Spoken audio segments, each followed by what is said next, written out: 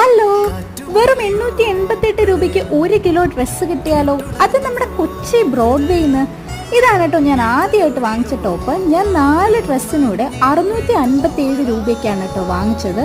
നല്ല അടിപൊളി നമ്മുടെ ക്ലൈമറ്റിന് ഇടാൻ പറ്റുന്ന കോട്ടൺ ഡ്രസ്സുകളാണ് ഇതെല്ലാം.